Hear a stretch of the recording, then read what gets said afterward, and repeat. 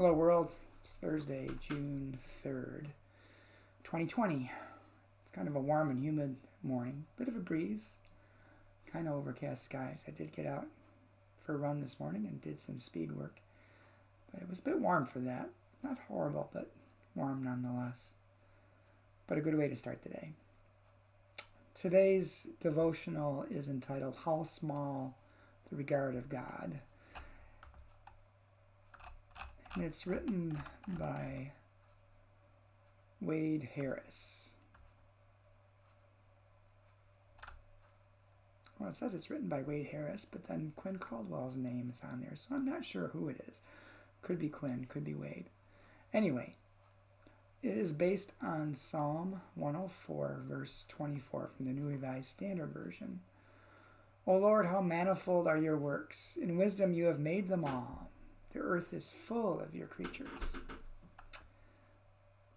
And Quinn or Wade, whoever it was, writes, If the works of the Lord are manifold, so are the mysteries they engender. For instance, is a sparrow the smallest God's notice goes? Does God see and care for the fates of smaller lives as well? Field mice, worms, fleas? Does God regard extend all the way down to viruses? I ask because some of us work hard to see the world in terms of systems.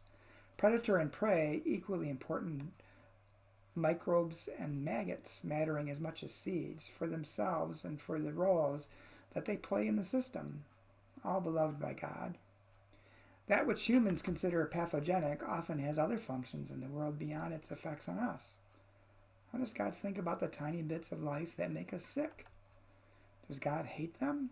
Were they created by the adversary? Does God love them as much as God loved us, but is just sitting back and waiting to see who wins? Is it possible that God created them and loves them and sent them at us? The options are all grim enough to put you off on God altogether. So maybe, bear with me here, you're not going to like this. Maybe these questions aren't for us. Maybe they're beyond our knowing, at least until we've mastered other mysteries first. I think I've decided I'm not ready for the mystery of whether God loves everything in creation as much as God loves humans.